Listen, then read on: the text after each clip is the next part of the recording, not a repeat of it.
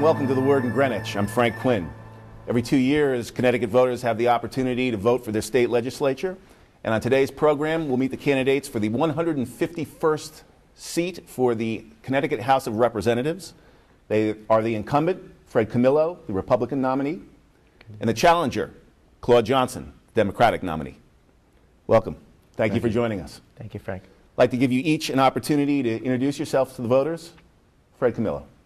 Thanks, Frank. It's a pleasure to be back here after 2 years, and I thank Channel 79 for the opportunity to visit with you and my opponent for putting himself out there to serve. 2 years ago, the voters of the 151st District gave me the honor of representing the district that I was born and raised in the town that I spent my whole adult life in volunteering. Some of those roles included as chairman of the Board of Parks and Recreation, chairman of the Republican Town Committee, 3.5 terms on the RTM, leading initiatives such as the golf course name change to the Griff, the dog park initiative, which came to fruition in 2005, and the Yogi Memorial at Byron Park for our hero police dog, Yogi, Lieutenant Cochran's best friend. Currently, I serve on the boards of the Greenwich Junior Babe Ruth League, Greenwich Baseball Foundation, Greenwich Recycling Advisory Board, the Greenwich Boy Scouts Council, and the Fairfield Sports Commission. In Hartford, I am on the Appropriations, Environment, and Transportation Committees, and I am also the co-chair of the Bipartisan Legislators for Animal Advocacy.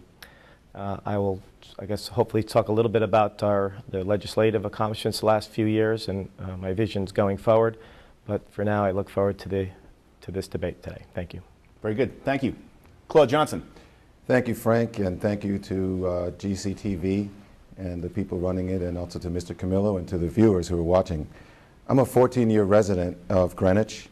I have 3 children, all of which were born here at Greenwich Hospital. They're all boys, age 11, 9, and 6. They were born at Greenwich Hospital, where my wife, Cassandra Tribble, Dr. Tribble, works. She's been a staff physician there for 14 years. The kids go to North Street School and also to Central Middle School. I am a business owner here in town. I started a business and incorporated in the state of Connecticut, still operate here. I'm also on the board of trustees for the Greenwich Public Library, which includes Coscob and Byram. And I'm also a coach with the Riverside Gators in the Greenwich Youth Football League, and my 2 oldest boys play on that team. My wife and I are proud of our accomplishments because we both come from humble family backgrounds. But we're especially proud to be residents of Greenwich and also to be raising our kids here. And there are tremendous people here. We also, as a town, make a tremendous financial contribution to the state of Connecticut. It's so tremendous that, in fact, we should be called the most valuable players. But we also have these difficult, challenging, tough times that face our state. And it seems that Greenwich isn't involved in handling or addressing those issues. And if we're the most valuable player, why are we on the sidelines? I want Greenwich to be more influential in the state of Connecticut. I want to position us as leaders in the state, and I want to position us as getting off the sidelines and making a difference in our legislature and in Hartford. Very good. Thank you. So candidates, as you recall, you both submitted questions to me, and that gives you both an opportunity to talk to issues that you'd like to speak to. I haven't shared those questions between the 2 of you, but you both agreed to this format. Let's begin with a question to Fred Camillo. What have you done to create jobs in your district? Certainly, we put out a budget that I was part of last year that the Democrats rejected. It was a jobs bill. It said basically we were going to try and establish a $25 million revolving fund for small business, direct loans only. They said no. We wanted to have a jobs impact statement with every job-killing bill that they've put forward, which has been many, as you probably know, to attach to every bill and amendment that they put in. They said no. We offered to get rid of the business entity tax, $250 tax that many of us have had to pay who have gone into business. They said no. I have visited with companies in New York to try to get them here. I'm working on an energy bill right now. It's very complicated. Certainly every time we've offered something and said no to the outrageous tax increases, proposals that the Democrats have put forward, we've offered alternatives, job creating bills.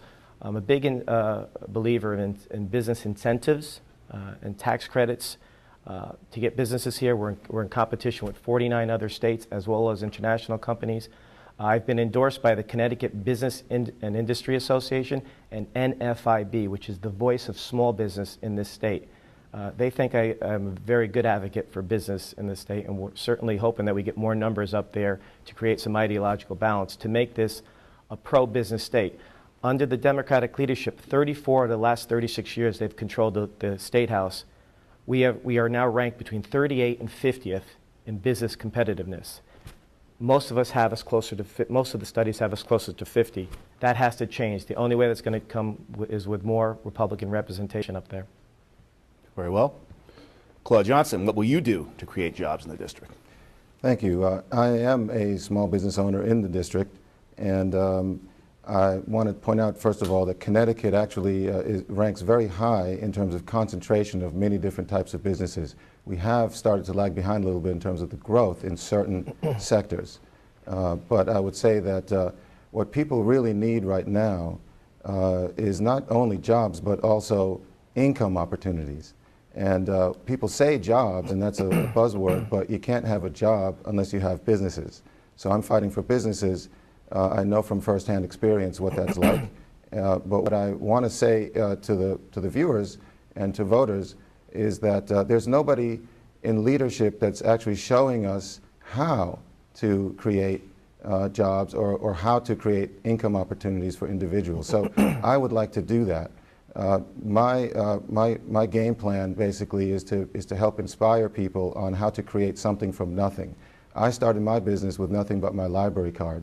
And there are many people in our district who have great ideas, but nobody's telling them how to do it, and nobody's even showing them how to believe in their own ideas. So I really want to be that person, and if I'm elected, I'm going to support legislation that includes an incubator system around the state of Connecticut with a branch in Greenwich, preferably with a branch in Coscob. And the reason why is because people have great ideas, and there might be one or two people getting together to do that.